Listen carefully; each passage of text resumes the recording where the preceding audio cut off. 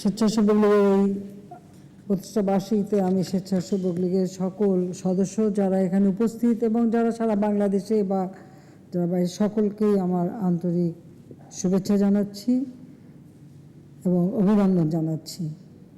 28 বছর আগে এই প্রতিষ্ঠানটি গড়ে তুলেছিলাম আওয়ামী লীগের একটি সহযোগী সংগঠন, সেটা ছিল স্বেচ্ছাসেবক বাহিনী। আমাদের প্রয়াত রাষ্ট্রপতি জিল্লুর রহমান সাহেব একসময় তার দায়িত্বপ্রাপ্ত ছিলেন। যে আমরা স্বেচ্ছাসেবক এই বাহিনীটাকে আমরা আওয়ামী লীগের একটি সহযোগী সংগঠন হিসেবে গড়ে তুলতে বাংলাদেশ আওয়ামী স্বেচ্ছাসেবক লীগ নামকরণ করে নতুনভাবে ঢেলে সাজাই।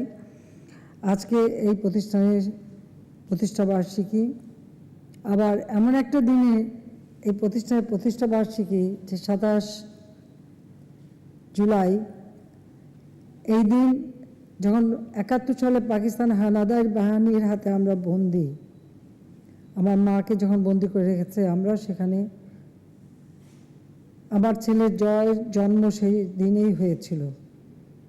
অবশ্য পাকিস্তানি মিলিটারিরা আমাকে হাসপাতালে যাওয়ার সুযোগ দিয়েছিল, কিন্তু আমার মাকে যেতে দেয়নি।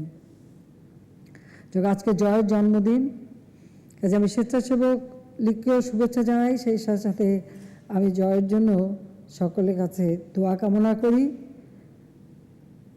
আমি জাতির পিতা বঙ্গবন্ধু শেখ মুজিবুর রহমানের প্রতি শ্রদ্ধা জানাচ্ছি। শ্রদ্ধা জানাই জাতীয় চার নেতার প্রতি, 30 লক্ষ শহীদের প্রতি, 2 লক্ষ মা বোনের প্রতি। 15ই আগস্ট আমাদের জাতীয় জীবনে সবথেকে কালো দিন। সেই দিন আমরা হারিয়েছি শুধু আমাদের মহান নেতা জাতির পিতা বঙ্গবন্ধু শেখ মুজিবকেই হারায়নি, একই সাথে আমার মা বেগম ফজিলাতুন্নেছা মুজিব, আমার ছোট 3 ভাই ক্যাপ্টেন শেখ কামাল, কামালের নবপরিণীত বধূ সুলতানা কামাল, লেফটেন্যান্ট শেখ জামাল, তার নবপরিণীতা বধূ পারভিন জামাল রোজি সহ আমার ছোট্ট ভাইটি 10 বছরের রাসেল সহ পরিবারের অনেক সদস্যদের সেদিন আমরা হারিয়েছিলাম। তাদের আত্মার মাগফিরাত কামনা করি। স্বেচ্ছাসেবক লীগ গড়ে তুলেছিলাম, এবারে নতুন কনফারেন্স করে নতুন কমিটি করলাম। আমরা নির্মল রঞ্জন গুহকে সভাপতি করেছিলাম এবং আমি বলবো যে তার নেতৃত্বে স্বেচ্ছাসেবক লীগটা একটি নতুন প্রাণ পেয়েছিল এবং নির্মল গুহ এবং আফজল বাবু দুজনে মিলে স্বেচ্ছাসেবক লীগের প্রতিটি সদস্যকে উদ্বুদ্ধ করতে পেরেছিল যে জনগণের সেবা করা এবং সেই সাথে সাথে মূল দলের বিভিন্ন দায়িত্ব পালন করা, প্রতিটি কাজেই অত্যন্ত দক্ষতার পরিচয় দিয়ে এগিয়ে যাচ্ছিল। যখন করোনা ভাইরাস দেখা দেয়, সেই সময় এই করোনাকালীন সময় যখন আপনজন তারা কেউ করোনা আক্রান্ত হলে চিকিৎসার পাশে দাঁড়াচ্ছে না, আমার স্বেচ্ছাসেবক লীগ সহ আওয়ামী লীগের সহযোগী সংগঠনের নেতাকর্মীরা তখন তাদের পাশে দাঁড়িয়েছে। চিকিৎসার ব্যবস্থা করা, মৃতদের কাফন দাফন বা সৎকারের ব্যবস্থা করা, অক্সিজেন সিলিন্ডারের ব্যবস্থা করা, অ্যাম্বুলেন্সের ব্যবস্থা করা, বিভিন্ন দায়িত্ব পালন করেছে এই স্বেচ্ছাসেবক লীগ। তাদেরকে আমি আন্তরিক ধন্যবাদ জানাই, অভিনন্দন জানাই। যখন বন্যা দেখা দিল, এই বন্যাকালীন সময় মানুষের পাশে দাঁড়ানো এবং তাদেরকে সহযোগিতা করা। এবং এবারে বিশেষ করে সিলেট বিভাগ এবং নেত্রকোনা এইসব এলাকায় যে বন্যা এসেছিল, এমন দুর্গম এলাকা এবং পানির এত খরস্রোতা যে সেখানে কেউ যেতে পারছিল না, কিন্তু আমাদের দলের সেখানে আওয়ামী লীগ অথবা কোথাও যুবলীগ, কোথাও স্বেচ্ছাসেবক লীগ বা ছাত্রলীগ, এমনকি আমাদের মহিলা আওয়ামী লীগ, কেউ না কেউ আমি দেখেছি সকলে এগিয়ে এসেছে এবং মানুষের পাশে দাঁড়িয়েছে। এবং যখন একেবারে উদ্ধার কাজে খুব কঠিন অবস্থা, আমাকে যখনই তারা ফটো পাঠিয়েছে সাথে সাথে আমি ব্যবস্থা নিয়েছি। তো এইভাবে মানবতার পাশে দাঁড়ানো, এটাই হচ্ছে সবথেকে বড় কাজ, আর সেই কাজটা করেছে। যখন আমরা টিকা দিচ্ছি, টিকা দিতে মানুষ একটু আসলে সুই ফোটাতে ভয়ও পায়, দিতেও চায় না, একটা অনীহা ছিল। আমাদের সেই সময় প্রয়োজন ছিল যে মানুষকে টিকা দেওয়া, এবং বাংলাদেশ একটি দেশ, আমরা করোনা সময় এই টিকাটা ভ্যাকসিনটা আমরা দিয়েছি কিন্তু বিনা পয়সায়, কিন্তু তারপরেও মানুষ নিতে চাইতো না। সেই সময় মানুষকে মানে বোঝানো, তাদেরকে নিয়ে আসা, টিকাদান কর্মসূচিতে সহযোগিতা করা, সেখানেও স্বেচ্ছাসেবক লীগের একটা বিরাট ভূমিকা সমগ্র দেশব্যাপী পালন করেছে। সেজন্য তোমাদের আমি আন্তরিক ধন্যবাদ জানাই। আসলে রাজনীতি মানুষের জন্যই, এটা মনে রাখতে হবে। এবং আমাদের আদর্শ জাতির পিতা বঙ্গবন্ধু শেখ মুজিব, তিনি যেভাবে মানুষের কল্যাণে কাজ করেছেন, আমরাও মানুষের জন্যই সেভাবে কাজ করতে চাই।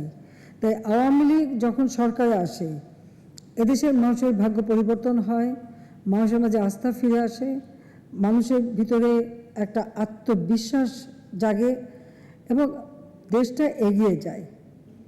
এখানে আমরা রাজনীতির যে ধারাগুলি দেখেছি সেটা খুব অদ্ভুত ধরনের।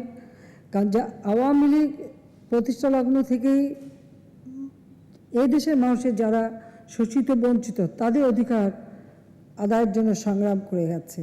এই মাটির মানুষ থেকে তৃণমূল পর্যায় থেকে উঠে আসা সংগঠনটি, এই সংগঠনের মাধ্যমে জাতির পিতা বঙ্গবন্ধু শেখ মুজিবুর রহমান আমাদের স্বাধীনতা দিয়ে গেছেন। তার নেতৃত্বে, তার ডাকে সাড়া দিয়ে দেশের মানুষ অস্ত্র তুলে নিয়েছে, লাখো শহীদ বুকের তাজা রক্ত ঢেলে দিয়েছে, কত বোন নির্যাতিত হয়েছে পাকিস্তানি হানাদার বাহিনীর হাতে। আমি তাদেরকেও আজকে স্মরণ করে এই কথা বলবো যে মানুষের মহান আত্মত্যাগ বৃথা যায়নি। আমরা পেয়েছি স্বাধীন রাষ্ট্র, স্বাধীন জাতি হিসেবে মর্যাদা। এই রাষ্ট্রটিকে জাতির পিতা গড়ে তুলতে চেয়েছিলেন অসাম্প্রদায়িক চেতনায় উন্নত, সমৃদ্ধ, ক্ষুধামুক্ত, দারিদ্র্যমুক্ত সোনার বাংলা হিসেবে। সেই ব্রিটিশ ঔপনিবেশিক শাসন থেকে শুরু করে পাকিস্তানি আধা ঔপনিবেশিক শাসনের তৈরি করা যে সমাজ ব্যবস্থা, রাষ্ট্রীয় ব্যবস্থা বা খুনে ধরা সমাজ, এই সমাজ ভেঙে একটি নতুন সমাজ গড়তে চেয়েছিলেন জাতির পিতা, যেখানে কোনো শোষণ থাকবে না, বঞ্চনা থাকবে না, মানুষের মৌলিক চাহিদাগুলি পূরণ হবে, মানুষ উন্নত জীবন পাবে, ক্ষুধার্ত বলে কেউ থাকবে না, ক্ষুধার অন্ন পাবে, চিকিৎসা পাবে, শিক্ষা পাবে, উন্নত জাতি হিসেবে গড়ে উঠবে। জাতির পিতা বঙ্গবন্ধু শেখ মুজিবের সেটাই স্বপ্ন ছিল। কিন্তু 15ই আগস্ট জাতির পিতাকে যখন হত্যা করা হয়, এই হত্যার সাথে সাথে শুধু জাতির পিতাকেই আমরা হারাইনি, হারিয়েছি মুক্তিযুদ্ধের চেতনাকে, স্বাধীনতার চেতনাকে এবং সেই আত্মবিশ্বাসকে। 21 বছর পর আমরা সরকার গঠন করি, কারণ আমি আর রেহানা বিদেশে ছিলাম বলে বেঁচে গিয়েছিলাম, তখন আসতে পারিনি, তখন আমাদের আসতে দেওয়া হয়নি। যা আওয়ামী লীগ সভাপতি নির্বাচিত করার ফলে দেশে ফিরে আসি অনেকটা জোর করেই। সেই দেশ, যে দেশে আমি একজন নাগরিক হিসেবে আমার বাবা মা ভাই হত্যার বিচার চাওয়ার অধিকার ছিল না, ইনডেমনিটি অর্ডিন্যান্স দিয়ে খুনিদের বিচারের হাত থেকে মুক্তি দিয়ে তাদেরকে বিভিন্ন দূতাবাসে এবং বিভিন্ন জায়গায় চাকরি দিয়ে তাদেরকে পুনর্বাসিত করা হয়েছিল, পুরস্কৃত করা হয়েছিল। শুধু তাই না, যুদ্ধাপরাধীদেরও যাদের বিচার জাতির পিতা শুরু করেছিলেন তাদের বিচার বন্ধ করে তাদেরকে এনে রাজনৈতিকভাবে প্রতিষ্ঠিত করা হয়েছিল।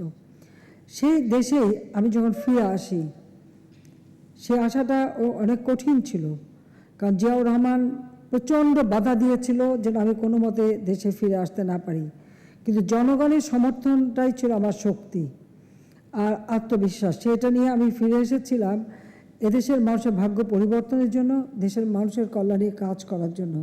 21 বছর পর যখন সরকার গঠন করি, আমাদের এটাই প্রচেষ্টা ছিল যে বাংলাদেশের মানুষের ভাগ্য আমরা পরিবর্তন করব এবং ক্ষুধা দারিদ্র্যমুক্ত বাংলাদেশ গড়ে তুলব।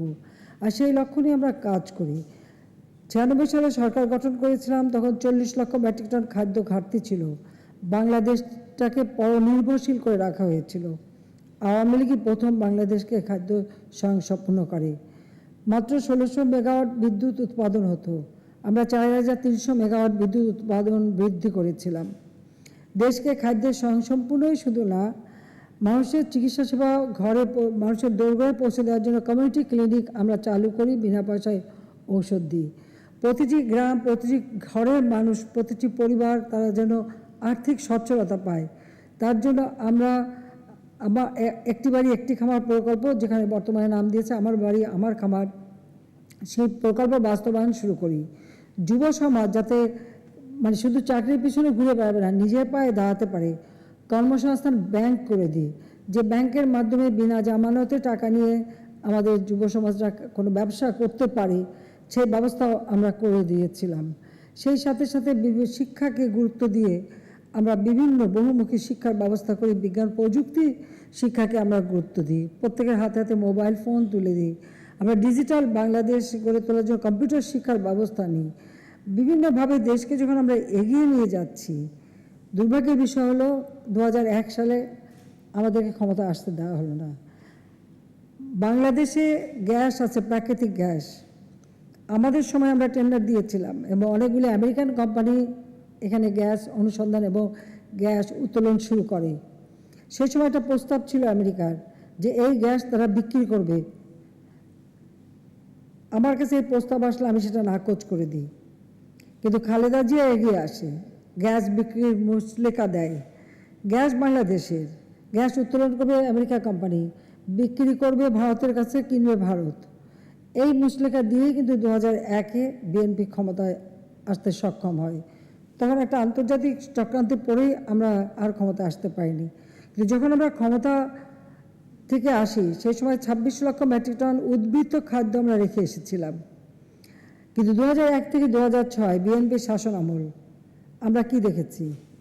পাঁচবার বাংলাদেশ দুর্নীতিতে চ্যাম্পিয়ন, সন্ত্রাস, জঙ্গিবাদ, সেই অস্ত্র পাচার, চোরা কারবারি, মানি লন্ডারিং, দুর্নীতি, সব যত রকমের স্বজনপ্রীতি, নানা ধরনের অপকর্মে লিপ্ত বাংলাদেশটাকে আবার পিছিয়ে নিয়ে যাওয়া হয়, ইতিহাস বিকৃত করা হয়, মুক্তিযুদ্ধের চেতনার ধ্বংস করা হয়। আমরা যে বিজয়ী জাতি, এটাই যেন মানুষ ভুলে যায়, আবার পরনির্ভরশীল হয়ে পড়ে, মর্যাদাহীন হয়ে পড়ে। বিএনপির দুঃশাসনের কারণে, দুর্নীতির কারণে এবং জঙ্গিবাদ সন্ত্রাসের কারণে এদেশে এমার্জেন্সি জারি হয়। কারণ সেই সময় নির্বাচনকে কলুষিত করবার জন্য একদিকে তারা দু হাতে যেমন টাকা লুট করে, ব্যাপক অর্থের মালিক হয়ে যায়, অপরদিকে নির্বাচন নামে প্রমোশন করার জন্য যে ভোটার লিস্ট করে, 1,23,00,000 ভুয়া ভোটার দিয়ে ভোটার লিস্ট করেছিল বিএনপি। আজকে তারা অবশ্য নির্বাচনের কথা বলে, কিন্তু নির্বাচনকে ধ্বংস করেছে তো সেই জিয়াউর রহমান অবৈধভাবে ক্ষমতা দখল করার পর থেকেই। আর এরপরে এই যে বিএনপির যে অপকর্ম, সেই সময় আমাদেরই দাবি ছিল স্বচ্ছ ব্যালট বাক্স, ছবিসহ ভোটার তালিকা এবং মানুষের যে ভোটের অধিকার, সে অধিকার নিশ্চিত করা। 15 ফেব্রুয়ারি 96 সালে বিএনপি একটি নির্বাচন করেছিল, যেখানে কোনো মানুষ ভোট দিতে যায়নি। ভোট দেবার মানুষের ইচ্ছাও ছিল, কোনো দল অংশগ্রহণ করেনি, কিন্তু তারপরেই নাকি তারা জিতে গিয়েছিল। এই জেতাটা কী ছিল? সেই ভোট সিল মেরে বাক্স ভরে ভোট চুরি করে ক্ষমতায় আসা। কিন্তু জনগণের ভোট যে চুরি করে, জনগণ তাদের মেনে নেয় না, এটা প্রমাণিত সত্য। কারণ 15 ফেব্রুয়ারি নির্বাচন হয়, খালেদা জিয়া নিজেকে নির্বাচিত প্রধানমন্ত্রী হিসেবে ঘোষণা দেয়। তাদের কর্মীরা, নেতা কর্মীরা খুব বড় গলায় বলে তৃতীয়বার ক্ষমতায়, কিন্তু খালেদা জিয়া কি সে ক্ষমতা থাকতে পেরেছিল? পারেনি। 30শে মার্চ জনগণের ভোট চুরি করেছিল, সেই অপরাধে গণ আন্দোলন হয়, আর যে আন্দোলনের ফলে খালেদা জিয়া বাধ্য হয়েছিল পদত্যাগ করতে। এই কথাটা বলে তারা ভুলে গেছে। 2001-এর নির্বাচনে দিন থেকে শুরু করে আমাদের নেতা কর্মীদের উপর অকথ্য অত্যাচার শুরু হয়, নির্যাতন শুরু হয়, হিন্দু সম্প্রদায়ের উপর আক্রমণ হয়, গির্জায় বোমা হামলা, এমনকি হিন্দু মন্দির ধ্বংস করা। কোন কাজটা না তারা করেছে? আর আওয়ামী লীগের নেতাকর্মী কারো হাত কাটা, পা কাটা, হাতুড়ি দিয়ে পিটিয়ে হাড্ডি গুঁড়ো করে তাদের মারা। মেয়েদের উপর ঠিক পাকিস্তানি হানাদার বাহিনী যেভাবে পাশবিক অত্যাচার করেছে, এই বিএনপি জামাতের হাতে সেইভাবে এদেশের মেয়েরা নিগৃহীত হয়েছে, পাশবিক অত্যাচারের শিকার হয়েছে। সদ্য প্রসূতিও তাদের হাত থেকে মুক্তি পায়নি। 6 বছরের ছোট্ট শিশু রাজুফা, সেও কিন্তু রেহাই পায়নি। পূর্ণিমা, ফাইমা, মহিমা সহ কত মানুষ, অনেক মেয়েরা আত্মহত্যা করেছে বিএনপির কারণে। এইরকম একটা দুঃশাসন তারা চালু করেছিল। যাই হোক, আমরা দ্বিতীয়বার যখন সরকারে আসি, আমরা আবার কাজ শুরু করি। কারণ আমরা জনগণের সেবা করার জন্য যে কমিউনিটি ক্লিনিক করেছিলাম, খালেদা জিয়া সেটা বন্ধ করে দিয়েছিল। কেন?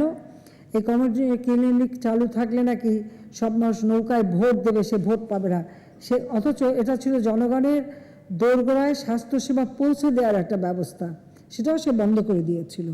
অর্থাৎ গণমুখী যত কাজ একে একে তারা সবই বন্ধ করে দেয়। কাজে আমরা কিন্তু আবার দ্বিতীয়বার এসে সেই কমিউনিটি ক্লিনিক চালু করেছে। আজকে স্বাস্থ্যসেবা মানুষের দোরগোড়ায় পৌঁছে দিচ্ছি, আমরা 30 প্রকার ঔষধ দিচ্ছি। যে বাংলাদেশকে 26,000 মেট্রিক টন উদ্বৃত্ত খাদ্যের দেশ রেখে গিয়েছিলাম, বিএনপির আমলে সেই দেশ আবার খাদ্য ঘাটতির দেশে পরিণত হয়। 4,300 মেগাওয়াট বিদ্যুৎ সেটা কমিয়ে 3,200 মেগাওয়াটে নামিয়ে আনে। মানুষ সামনের দিকে যায়, আর বিএনপির আমলে বাংলাদেশ পিছনের দিকে চলে যাচ্ছিল। বাংলাদেশের শিক্ষার হার যেটা বিএনপির আমলে মাত্র আমি 45% পেয়েছিলাম, আমাদের উদ্যোগে সেটা আমরা 96 সালে 65.5 উন্নীত করেছিলাম। দ্বিতীয়বার ক্ষমতা এসে দেখি আবার সাক্ষরতার হার কমে গেছে। এভাবে পিছনে কিভাবে যায় সেটা আমি জানি না, এটা বিএনপি ভালোই জানে যে দেশকে পিছিয়ে নেওয়া যায় কিভাবে। আবার সেই সাক্ষরতার হার ওই আগের অবস্থানে অর্থাৎ সেই 45 থেকে 40 নেমে আসে। আজকের বাংলাদেশ আমরা 2008 সরকার গঠন করি, তারপর থেকে পরপর জনগণের ভোটে আমরা নির্বাচিত হই। আজকে 2018 সালের নির্বাচন নিয়ে প্রশ্ন রাখে। আমি সকলের সঙ্গে আলোচনা করেছিলাম, নির্বাচন সুষ্ঠুভাবে হয়েছে, কিন্তু বিএনপি সেই নির্বাচনে কি করেছিল, একটা সিটে 2-3জন করে তারা নমিনেশন দেয়। কারণ টাকার বিনিময়ে তারিখ দিয়ে দেয় লন্ডনে বসে, আর ঢাকার থেকে তাদের 2 নেতা, একজন গুলশানে বসে, একজন মতিঝিলে বসে, তারা 2 নেতা 2 রকম নমিনেশন দেয়, সকালে একটা বিকেলে একটা, এবং তারপর যেটা হয় মধ্যপথে তারা ইলেকশন থেকে সরে যায়। তো এই অবস্থা যাদের, অর্থাৎ 300 সিটে যদি কেউ 700 নমিনেশন দেয়, তাদের আর নির্বাচন কি থাকে, আর কীভাবে তারা জিতবে, আর জনগণের ভোটই বা কীভাবে পাবে। দ্বিতীয় কথা হচ্ছে 2001 থেকে 2006 তাদের দুঃশাসনের কারণে এদেশের মানুষ যে যন্ত্রণায় ভোগ করেছে, সার চাইতে গেলে গুলি খেয়ে মানুষকে মরতে হয়েছে, বিদ্যুৎ চাইতে গেলে গুলি খেয়ে মানুষকে মরতে হয়েছে। এই খালেদা জিয়ার নেতৃত্বেই সারের জন্য যখন কৃষক হাহাকার করছে, আন্দোলন করছে, 18 জন কৃষককে গুলি করে হত্যা করেছিল। শ্রমিক তার মজুরি চেয়ে যখন আন্দোলন করছে, রমজান মাসে 17 জন শ্রমিককে খালেদা জিয়া গুলি করে হত্যা করে। বিদ্যুতের জন্য যখন আন্দোলন হয়, সেই কানসাটে গুলি করে তখন মানুষকে হত্যা করে।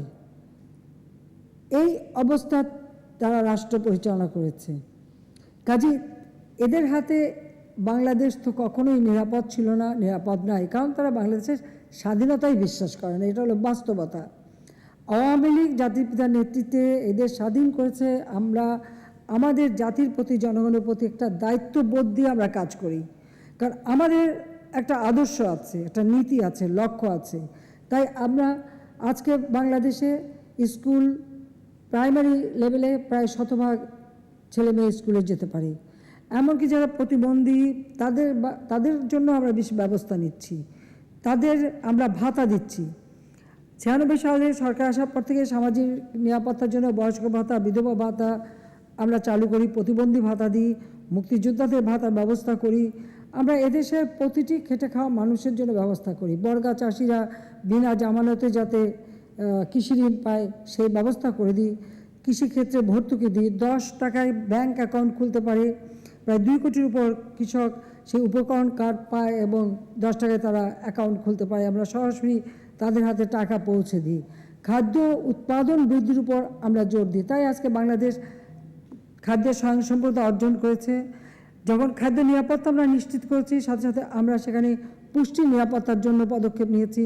আজকে মাছ, মাংস, দুধ, ডিম উৎপাদনে, ফল, তরি তরকারি, সবজি সব কিছু উৎপাদনেই কিন্তু বাংলাদেশ অগ্রগামী।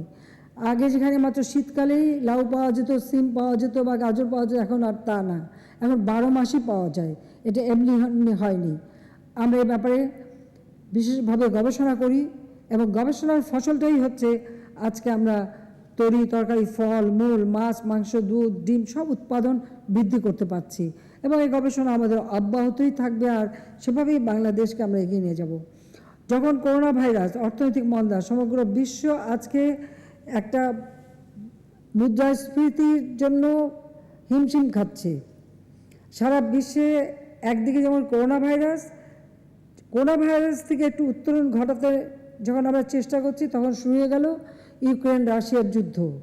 আর ইউক্রেন রাশিয়ার যুদ্ধই শুধু না, সেই সাথে স্যাংশন দেওয়া, পাল্টাপাল্টি স্যাংশন দেওয়ার ফলাফল এই দাঁড়াচ্ছে যে সারা বিশ্বেই এখন খাদ্য ঘাটতি, বিশেষ করে জ্বালানি তেলের অভাব, ভোজ্য তেলের অভাব, সারা বিশ্বে মুদ্রাস্ফীতি এবং উন্নত দেশগুলি হিমশিম খাচ্ছে। তাদের প্রত্যেকটা দেশে তারা কিন্তু সাশ্রয়ী হওয়ার পদক্ষেপ নিয়েছে। বিদ্যুৎ ব্যবহারের সাশ্রয়ী, জ্বালানি ব্যবহারের সাশ্রয়ী, এমনকি ভোজ্য তেল কিনতে গেলেও, মানে আমি লন্ডনের কথাই বলি, সেখানে কিন্তু নির্দিষ্ট পরিমাণ দেওয়া আছে, একজন 1 লিটার বেশি কিনতে পারবে না, এভাবে একটা নির্দেশ। জার্মানিতে একমাত্র অলিভ অয়েল ছাড়া কোনো তেলই পাওয়া যাচ্ছিল না, দোকান খালি। ফ্রান্স থেকে শুরু প্রত্যেকটা দেশ, আমি এত নাম বলবো, দেখা যাচ্ছে প্রত্যেকটা দেশ কিন্তু এই দুঃসময় পড়ে গেছে। বাংলাদেশে আমরা যাতে এই ধরনের কোনো দুঃসময় না আসে, তাই আমরা আগে থেকে কতগুলি পদক্ষেপ নিয়েছি, যে কারণে সবাইকে আমরা আহ্বান করেছি বিদ্যুতের সাশ্রয়ী হতে যেন ব্যবহারে, পানির ব্যবহারে সাশ্রয়ী হতে হবে, নিজেদের সঞ্চয় নিজেদের তৈরি করতে হবে। কারণ বিশ্বব্যাপী যে আজকে অর্থনৈতিক মন্দা দেখা যাচ্ছে, তার ঢেউ থেকে বাংলাদেশও বাদ যাচ্ছে না, যায় না, এটা আজকাল পৃথিবীটাই সেরকম। আর যেগুলো আমাদের আমদানি নির্ভর, সেখানে তো আরও সমস্যা, পরিবহন খরচ বেড়ে গেছে। তারপরে তো আমরা বিদ্যুতে ভর্তুকি দিচ্ছি, জ্বালানিতে ভর্তুকি দিচ্ছি, আমরা কিন্তু ভর্তুকি দিয়েই যাচ্ছি। তারপরে আমাদের লক্ষ্য যে আমাদের উৎপাদন যেন অব্যাহত থাকে। তাই আমি আহ্বান করেছি যে 1 ইঞ্চি জমি যেন অনাবাদি না থাকে, এবং আমাদের প্রত্যেকটা প্রতিষ্ঠানকে নির্দেশ দেওয়া আছে, এমনকি আমাদের সেনাবাহিনী, নৌবাহিনী, বিমান বাহিনী, পুলিশ বাহিনী, কোস্টগার্ড থেকে বর্ডার গার্ড, সবাইকে আমরা নির্দেশ দিয়েছি যার যেখানে যেটুকু জায়গা আছে সবাই উৎপাদন করবে। সেই সাথে আমি দেশবাসীকেও আহ্বান করব এবং আমাদের স্বেচ্ছাসেবক লীগ সহ আমাদের সকল সহযোগী সংগঠনকে বলবো, যেমন একদিকে যেমন আমরা এই সময় বৃক্ষরোপণ করি, তার সাথে সাথে আমাদেরও শাক সবজি, ফল মূল, তরি তরকারি যে যেটা পারবে সেটা কিন্তু উৎপাদন করতে হবে। হাঁস মুরগি পালন করা বা মাছের চাষ করা, একটা জলাভূমির জন্য বাদ না যায়। যার যেখানে যতটুকু জমি আছে আপনারা উৎপাদনটা এই জন্য করবেন, এই উৎপাদনের মাধ্যমেই আমরা আমাদের দেশের মানুষের খাদ্য নিরাপত্তা নিশ্চিত রাখতে পারবো। উদ্বৃত্ত হলে আমরা অন্য দেশে খাদ্য ঘাটতি দেখা দিলে সেখানেও আমরা সহযোগিতা করতে পারবো। আমাদের মাটি উর্বর, আমাদের মানুষগুলি কর্মঠ, কাজে এর জন্য যা করা আমরা করব। আমি স্বেচ্ছাসেবক লীগকে আরও ধন্যবাদ জানাই যে যখন বন্যা দেখা দিল তখন এই যে বন্যা দুর্গত মানুষের পাশে দাঁড়ানো এবং তাদেরকে সহযোগিতা করা, এবং তার জন্য দিনরাত অক্লান্ত পরিশ্রম করেছে। আমাদের স্বেচ্ছাসেবক লীগের সভাপতি নির্মল গুহ কিন্তু এই একদিকে করোনা, অপরদিকে বন্যা, আমি মনে করি অসম্ভব পরিশ্রম সে করেছিল। এরপরে অসুস্থ হয়ে পড়ে, তারপরে তো সে না ফেরার দেশে চলে যায়। আমি কখন ভাবতেই পারিনি যে এত অল্প সময়ের মধ্যে নির্মলা আমাদের ছেড়ে চলে যাবে। এটা সত্যিই খুব দুঃখজনক। আমরা তার আত্মার শান্তি কামনা করি, তার পরিবারের প্রতি আমার সমবেদনা জানাই।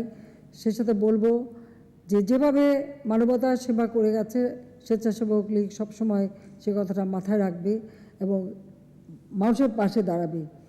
আমরা করোনাকালীন সময় যে প্রণোদনা দিয়েছি, শুধু তাই না, তৃণমূলে যাতে অর্থ সরবরাহ হয় তার ব্যবস্থা আমরা নিয়েছিলাম, যাতে একটি মানুষের যেন কষ্ট না পায়, সেই চেষ্টা আমরা করেছি। এখন আমি বলবো যে সবাইকে সাশ্রয়ী থাকতে হবে।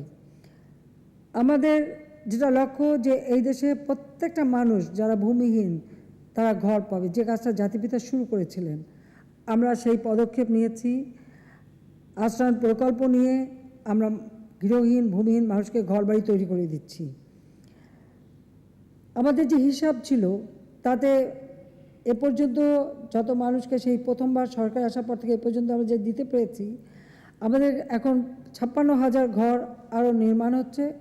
এটা নির্মিত হলে আমি মনে করি এদেশে আর একটি মানুষও গৃহহীন থাকবে না, ভূমিহীন থাকবে না। তারপর আমি স্বেচ্ছাসেবক লীগের প্রত্যেকটা সদস্য এখানে যারা উপস্থিত বা সমগ্র দেশে আছে তাদেরকেও বলবো যে প্রত্যেকের নিজের নিজের গ্রামে বাড়িঘর আছে, আপনার নিজের নিজের এলাকা আছে, সেই এলাকায় যে সকলকে দেখতে হবে একটি মানুষও ভূমিহীন আছে কিনা, কোনো পরিবার মানুষ না পরিবার, কোনো পরিবার ভূমিহীন আছে কিনা। যদি এটার খোঁজ থাকে অবশ্যই আমাকে তোমরা বলবে, আমি তাদের ঘর করে দেব। কারণ আমরা ঘর দিচ্ছি বলে অনেক প্রতিষ্ঠান তারাও কিন্তু নিজেরা স্বপ্রণোদিত হয়ে ঘর তৈরি করে দিচ্ছে। কাজে সেই ক্ষেত্রে আমি মনে করি এটা আমাদের দায়িত্ব। জাতির পিতা বঙ্গবন্ধু আমাদের স্বাধীনতা দিয়ে গেছেন, তার বাংলাদেশে কোনো মানুষ গৃহহীন থাকবে না, কোনো মানুষ রোগে ধুকে ধুকে মরবে না। তাদের চিকিৎসার ব্যবস্থা, প্রত্যেকটা মানুষ শিক্ষার আলো পাবে, শিক্ষার আলো থেকে কেউ বঞ্চিত হবে না।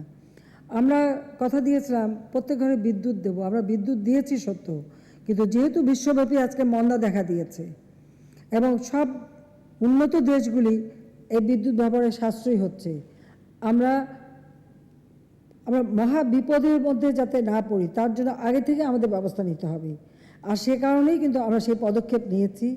আমরা সাশ্রয়ী হওয়ার চেষ্টা করছি, বিদ্যুৎ ব্যবহার সীমিত রাখার আমরা পদক্ষেপ নিয়েছি। এর মানে এই না যে বিদ্যুৎ একেবারে নাই বা শেষ হয়ে যাচ্ছে, তা কিন্তু না। আমাদের কিছু কিছু জ্ঞানী মানুষ আছে মাঝে মাঝে অনেক কথা বলে বেড়ায়, আসলে তারা কোনো খোঁজ রাখে কি না খবর রাখি না জানিও না। হঠাৎ দেখলাম একজন বললেন আমাদের ডিজেল আমাদের কিনতে হয়, এটা ঠিক, কিন্তু অকটেন আর পেট্রোল কিন্তু আমাদের কিনতে হয় না। এটা আমরা যে গ্যাস উত্তোলন করি সেখান থেকে বাই প্রোডাক্ট হিসেবে আমরা কিন্তু এই পেট্রোল রিফাইন করে পেট্রোলও পাই, অকটেনও পাই। বরং আমাদের অকটেন যতটুকু চাহিদা তার থেকে অনেক বেশি পেট্রোল এবং অকটেন কিন্তু আমাদের আছে, বা আমরা অনেক সময় বাইরে বিক্রিও করি। কাজে যারা অনেক বেশি জ্ঞানী, তো তাদের জ্ঞানের ভাণ্ডার এত বেশি যে ক্ষুদ্র ক্ষুদ্র জিনিস তারা ভুলে যান, কিন্তু উল্টাপাল্টা একটা কথা বলে মানুষকে বিভ্রান্ত করতে চান। পাশাপাশি যেমন আমাদের রিজার্ভ নিয়ে কথা বলে, বিএনপির আমলে 2006 সালে মানে 2001 থেকে 6 সালে বিএনপি যখন ক্ষমতায়, তো রিজার্ভ কত ছিল? 3 বিলিয়নের কিছু পরে, 3.8 এরকমই ছিল। আর আওয়ামী লীগ সরকারে আসার পর আমরা যখন 2009 সরকার গঠন করি তত্ত্বাবধায়কের সময় কিছুটা বেড়েছিল, যেখানে মাত্র 7 বিলিয়নের মতো আমরা পেয়েছিলাম। সেখান থেকে আমরা 48 বিলিয়ন পর্যন্ত আমাদের রিজার্ভ বাড়াতে সক্ষম হয়েছিলাম। করোনাকালীন সময় আমাদের আমদানি বন্ধ ছিল, এরপরে আমাদের করতে হয়েছে, আমদানি করতে যেয়ে এবং বিভিন্ন উন্নয়নমূলক কাজের জন্য আমাদের রিজার্ভ আমরা খরচ করতে হয়েছে। তাছাড়া আমরা যে ভ্যাকসিন কিনে দিয়েছি, এই যে বিনা পয়সায় ভ্যাকসিন দিলাম, বিনা পয়সায় টেস্টিং, সেখানেও তো আমাদের প্রচুর বৈদেশিক মুদ্রা ব্যয় করতে হয়েছে। এমনকি একটা ভ্যাকসিন দেওয়ার জন্য সিরিঞ্জ থেকে শুরু করে যা যা দরকার আমরা তো সেগুলি বিদেশ থেকে কিনে এনেছি, শুধু কিনে আনা না, আমাদের বিমান পাঠিয়ে সেগুলো আমাদের দেশে আনতে হয়েছে। সেখানে বিরাট অঙ্কের টাকা আমরা খরচ করেছি। পাশাপাশি আজকে আমাদের সব আমদানিগুলি কিন্তু সমস্ত ক্যাপিটাল মেশিনারিজ। এখানে এটা মাথায় রাখতে হবে যে এই ক্যাপিটাল মেশিনারিজ আনার পরে যে সমস্ত শিল্প গড়ে উঠবে, সেখানে যখন প্রোডাকশনে যাবে সেটা কিন্তু আমাদের দেশেই মানুষ লাভবান হবে। এটা তো অনেক সহজ, যে খরচ তো আমাদের করতেই হবে। আমাদের রিজার্ভ থাকে কেন? যে 3 মাস কোনো আপৎকালীন সময় 3 মাসের খাদ্যশস্য কেনার মতো বা আমদানি করার মতো যেন আমাদের অর্থটা আমাদের হাতে থাকে। তা আমাদের এখন যে রিজার্ভ আছে তাতে 3 মাস কেন 6 মাস 9 মাসের খাবারও আমরা কিনে আনতে পারবো। কিন্তু আমাদেরকে আবার সেই পদক্ষেপ নিতে হবে যে খাদ্যশস্য যেন আমাদের কিনতে না হয়, আমরা যেন নিজেরা উৎপাদন করতে পারি, নিজেরা সাশ্রয়ী থাকি, তাহলে তো আমাদের এ ব্যাপারে খরচাই হবে না। এটা তো মাথায় রাখতে হবে, আপৎকালীন সময়ের জন্য একটা থাকতে হবে। আজকে আমরা সর্বক্ষেত্রে যে ব্যাপক হারে ভর্তুকি দিয়ে যাচ্ছি এবং আমরা একটা বাজেট দিতে পেরেছি, আজকে মানুষের মাথাপিছু আয় বৃদ্ধি পেয়েছে, আমাদের জিডিপি আমরা ধরে রাখতে সক্ষম হয়েছি, সেগুলি কেন কারো চোখে পড়ে না সেটা আমি জানি না। যাই হোক, আমি জানি যে যারা আমাদের বুদ্ধিজীবী তারা অনেকে অনেক কথা লেখেন। পদ্মা সেতু নির্মাণ নিয়ে একজন অর্থনীতিবিদ লিখে ফেললেন যে পদ্মা সেতুতে আমাদের কোনো আয় তো হবেই না, আরও এটা মানে অযথা পদ্মা সেতুটা নির্মাণ হয়েছে, সেখানে পদ্মা সেতুতে কে চলবে, কে ব্যবহার করবে। আবার পদ্মা সেতু রেল লাইন হচ্ছে, সেটা নিয়েও আপত্তি যে এই রেলে কারা চলবে। দক্ষিণের মানুষ তো লঞ্চেই আসা যাওয়া করে, কেউ রেলে চলবে না। এই হচ্ছে আমাদের কোনো কোনো অর্থনীতিবিদের চিন্তা, তারা আবার আর্টিকেল লিখে ফেলে। আমি জানি না এরা কী খেয়ে লেখে, সেটা আমার কাছে এখন সন্দেহ। আর বাংলাদেশটাকে কতটুকু চিনে সেটা নিয়েও আমার সন্দেহ। দক্ষিণ অঞ্চলে কোনো গিয়েছে কি না আমি জানি না। এই অঞ্চলের মানুষের মানে সমস্যাগুলি তারা জানে কি না সেটা নিয়েও আমার প্রশ্ন আছে। তাহলে তারা বাংলাদেশের কি অর্থনীতিবিদ আর কি লেখালেখি। আর একটা প্রতিষ্ঠান আছে, তারা সব কিছুতেই মানে খারাপ দিক দেখে, তারা জীবনে আর ভালো কিছু চোখে পড়ে না তাদের। মানে আমার মতে ওদের দৃষ্টিশক্তিটাই বোধহয় কমে গেছে। ওদের মাথার ভিতরে বিশেষ করে যে কেয়ারটেকার গভর্নমেন্ট যখন 2007 সালে এসেছিল, তারা ওদের মাথার ব্রেনে কোনো কিছু একটা করে থুয়ে গেছে, যার জন্য ওদের মাথার মধ্যে ওটাই ঘোরে যে একটা সুস্থ গণতান্ত্রিক পরিবেশ দেশে চলুক, এটা তাদের পছন্দ হয় না। দেশটা যে এগিয়ে যাচ্ছে এটা তাদের চোখে পড়ে না। কারণ একটা অস্বাভাবিক পরিস্থিতি যদি বাংলাদেশে থাকে তাহলে তাদের আবার কদর বাড়ে। তারা মনে করে তারাই জ্ঞানী, তারাই সব পারে। কিন্তু আমরা হয়তো তাদের মতো অত জ্ঞানী না, অত লেখাপড়াও শিখি নাই, কিন্তু দেশটাকে চিনি, দেশের মানুষের সুখ দুঃখের সাথী আমরা, তাদের কষ্টটা আমরা বুঝি। আর বুঝি বলেই কিসে তাদের ভালো হবে, তাদের ভালো মন্দটাও আমরা অনুধাবন করতে পারি, আমরা জানি।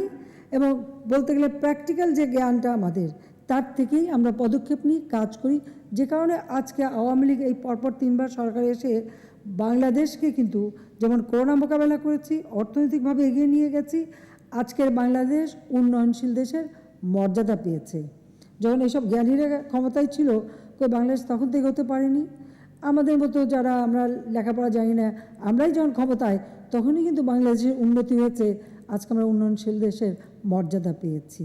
কাজে আমরা দেশের মানুষকে ভালোবেসে, মানুষের মাটি মানুষকে জেনে তাদের কল্যাণে কাজ করি বলেই আজকে এটা সম্ভব। এই যে গৃহহীন মানুষকে আমরা ঘর দিচ্ছি, আজকে যে ভূমিহীন সে একটা ঘর পেয়েছে, এটাই তার একটা কর্মসংস্থানের স্থান হয়েছে। 91 সালে ঘূর্ণিঝড়ে যারা বাস্তুহারা হয়েছিল, আমি তাদেরকেও পুনর্বাসন এখন করে দিচ্ছি। কই আমাদের এই বড় বড় অর্থনীতিবিদ হোক, জ্ঞানী গুণী, কেউ তো আমাকে এই পরামর্শ দেয়নি যে 91 সালে ঘূর্ণিঝড়ে বাস্তুহীন হয়ে ওই কক্সেস বাজারে বস্তিতে মানবেতর জীবনযাপন করছে, তাদের জন্য কিছু করতে হবে, এই পরামর্শ কোনোদিন তো পাইনি। কিন্তু আমরা কিন্তু ভুলি নেই, আমরা সেই মানুষগুলির জন্য করছি। আমাদের বেদের শ্রেণী, নৌকায় নৌকায় বাস, তাদের জীবন জীবিকার কোনো পথ নেই। একটা মান্দা সম্প্রদায়, নৌকায় বাস, তাদের জীবন জীবিকার কিছু ছিল না, সবাইকে আমি ঘর করে দিচ্ছি। হিজড়া, তারা তো মনে হতো সমাজে একটা অচ্যুত শ্রেণী, তারা তো তা না, তারা বাবা মায়ের সন্তান, পরিবারের সাথে থাকবে, তাদেরকে আমরা মর্যাদা দিয়েছি এবং তাদেরকে ঘর করে দিচ্ছি এবং তাদের চাকরি এবং ট্রেনিংয়ের ব্যবস্থা, এবং যে পরিবারই থাকবে সেই পরিবার তাদেরকে আপন করে নেবে। এবং আমার ইসলাম ধর্মেও আছে যে এই হিজড়া হয়ে কোনো সন্তান জন্মগ্রহণ করলে সে সম্পত্তিতে সমান অধিকার পাবে। একজন ছেলে, যে ছেলে নিজেকে ছেলে মনে করবে, ছেলের মতো সে ছেলে যে সম্পদ পাবে সে পাবে। কেউ যদি মেয়ে মনে করে নিজেকে, তো মেয়ের যে অধিকার সে অধিকার পাবে। এটা কিন্তু আমাদের ইসলাম ধর্ম দিয়ে গেছে। কিন্তু এরাও তো একটা মানবেতর জীবনযাপন করতো, আমি তাদেরকেও ঘর করে দিচ্ছি। কুষ্ঠরোগী যাদের পাশে মানুষ দাঁড়াতো না, আমি তাদের ঘর করে তাদের পুনর্বাসন করে দিচ্ছি। সব আমাদের চা শ্রমিক, তাদের ব্যবস্থা নিয়েছি। আমাদের যারা হরিজন শ্রেণী বা পরিচ্ছন্ন কর্মী, তাদেরকে আজকে ফ্ল্যাট বাড়ি নির্মাণ করে দিচ্ছি, বস্তিবাসীদের ফ্ল্যাট বাড়ি নির্মাণ করে দিচ্ছি। আমরা যেটা করছে আমাদের রাজনৈতিক চিন্তা চেতনা থেকে অর্থনৈতিক উন্নয়নের যে পরিকল্পনা, সেটার মোকাবেলা, সেটার ভিত্তিতে আমরা কাজ করে যাচ্ছি। আমি স্বেচ্ছাসেবক লীগে একটু বলবো, কে কী বললো সেটার দিকে জবাব দিতে না, যে আমরা যে মানুষের জন্য উন্নয়নটা করেছি, এই উন্নয়নের কথাগুলি একেবারে মানুষের কাছে পৌঁছে দিতে হবে, বারবার বলতে হবে। কারণ 6 ঋতুর দেশ তো আমাদের, 2 মাস পর পর ঋতু বদলায়, মানুষের মনও বদলায় আর ভুলেও যায়। তো 2 মাস পরে তো সব ভুলে যাবে, তো ভুলে যেতে না যায় তো আমরা কি কাজ করছি, মানুষকে সেটা বারবার বলতে হবে, বোঝাতে হবে, যেন এই যে একটা শ্রেণী আছে অনবরত মানুষকে বিভ্রান্ত করতে চায়, তাদের এই জ্ঞানীদের কথা শুনে মানে অজ্ঞান হয়ে বিভ্রান্ত না হয় সেদিকে দৃষ্টি দিতে হবে। এই কাজটা করতে হবে আমাদের এখন থেকে, কারণ এরা বাংলাদেশে এই যে একটা গণতান্ত্রিক ধারা অব্যাহত আছে, আজকে নির্বাচনে যতটুকু সংস্কার সেটা তো আমাদেরই প্রস্তাব অনুযায়ী, স্বচ্ছ ব্যালট বাক্স, ছবিসহ ভোটার তালিকা যেন ভুয়া ভোটার না থাকে, সেগুলো তো আমরাই করেছি। বিএনপি করেছে ভুয়া ভোটার, আমরা করেছি ভুয়া ভোটারবিহীন স্বচ্ছ ভোটার তালিকা। আগে স্টিলের বাক্স ছিল, ইচ্ছা মতো সিল মেরে ভরতে পারতো, স্বচ্ছ ব্যালট বাক্স। আগে যদি ভর্তি থাকে তাহলে সেটা এখন আর থাকতে পারে না, সেটা দেখা যাবে। যে এভাবে প্রত্যেকটা ব্যবস্থা, অর্থাৎ মানুষের ভোটের অধিকার, সেটা আমরা মানুষের হাতে ফিরিয়ে দিয়েছি। মানুষের মৌলিক অধিকারগুলি একে একে বাস্তবায়ন করে যাচ্ছি। তো স্বেচ্ছাসেবকগুলিকে এটাই বলবো যে তোমাদের কাজ হবে যে আমরা যে মানুষের জন্য কাজ করে যাচ্ছি, যে উন্নতিটা দেশের হয়েছে, শিক্ষার দরজা আমরা খুলে দিয়েছি, বহুমুখী শিক্ষার ব্যবস্থা করে দিচ্ছি, আমরা ট্রেনিং দিচ্ছি, বিশেষ ভোকেশনাল ট্রেনিংয়ের ব্যবস্থা নিয়েছি, ডিজিটাল বাংলাদেশ করে দিয়েছি, স্যাটেলাইট উৎক্ষেপণ করেছি, গ্রাম পর্যায় পর্যন্ত আজকে ডিজিটাল ব্যবস্থা, মানুষ নিজেরা কাজ করে খাওয়ার সুযোগ পাচ্ছে। এখানে একটা ইউনিয়নে বসে বিদেশে কাজ করে ফ্রিল্যান্সার হিসেবে কাজ করার সুযোগ পাচ্ছে। বেকারদের কর্মসংস্থানের ব্যাপক ব্যবস্থা আমরা করে দিচ্ছি। রাস্তাঘাট, পুল, ব্রিজ ব্যাপক হারে যোগাযোগ ব্যবস্থা করে দিচ্ছি। আমাদের উন্নয়নের কথাগুলি মানুষের কাছে তুলে ধরতে হবে। প্রত্যেকটা অঞ্চলে যে একেবারে মানুষের কাছে বারবার বলতে হবে। আর এরা যারা যাই বলুক, তারা ওই ঘেউ ঘেউ করতেই থাকুক, ওদিকে নজর দেওয়ার দরকার নেই, ওদের কথা জবাব দেওয়ার দরকার নেই। আমাদের জবাবটা হবে সেটাই, যে তারা ওটা বলছে আর আমরা কি করেছি, আমরা যেটা করেছি সেটা মানুষের কাছে নিয়ে গেলে পরে ওইটাই হবে আসল জবাব। কাজে আমি মনে করি যে স্বেচ্ছাসেবক লীগ মানুষের সেবায় কাজ করে যাচ্ছে, মানুষের সেবায় কাজ করে যাবে, সংগঠনটাকে ভালোভাবে সুসংগঠিত করবে, আর মানুষের পাশে দাঁড়াবে। ঠিক যেভাবে দুঃসহ মানুষের পাশে দাঁড়াও, সেভাবেই দাঁড়াতে হবে। একটা ডিসিপ্লিন ফোর্স হিসেবে সেভাবে কাজ করা দরকার, সেভাবে কাজ করবে। আর জাতির পিতার যে স্বপ্ন বাস্তবায়নে আমরা যে এগিয়ে যাচ্ছি, সেই পথেই স্বেচ্ছাসেবক লীগ আত্মমানবতার সেবায় কাজ করবে। বাংলাদেশের এই অগ্রযাত্রা ব্যাহত করতে অনেক চক্রান্ত আছে। আমি বিশ্বাস করি যে যত চক্রান্তই করুক, বাংলাদেশের এই অগ্রযাত্রা কেউ বন্ধ করতে পারবে না। আমরা যে এগিয়ে যাচ্ছি অপ্রতিরোধ্য গতিতে, ইনশাল্লাহ আমরা এগিয়ে যাব। হ্যাঁ, ঝড় ঝাপটা আন্তর্জাতিক পরিবেশের কারণে আমাদের কিছু মোকাবেলা করতে হবে। আমরা প্রাকৃতিক দুর্যোগ মোকাবেলা করে যেমন চলি, এরকম বৈশ্বিক যে দুর্যোগ, সেটাও মোকাবেলা করে আমরা এগিয়ে যেতে পারবো, এই বিশ্বাস আমার আছে। সেই বিশ্বাস নিয়েই সংগঠনে এগিয়ে যাও। সবাই ভালো থাকো, সুস্থ থাকো, সেই দোয়া করি। আর এই সংগঠনকে আরও সুসংগঠিত করো, আর তো মানবতার সেবায় নিবেদিত প্রাণ হয়ে রাজনীতি করবে। সবাইকে ধন্যবাদ। জয় বাংলা, জয় বঙ্গবন্ধু, বাংলাদেশ চিরজীবী হোক। অন্তঃস্থল থেকে ধন্যবাদ, আপনি ব্যস্ততার মাঝেও আমাদেরকে এই সময় দিয়েছেন।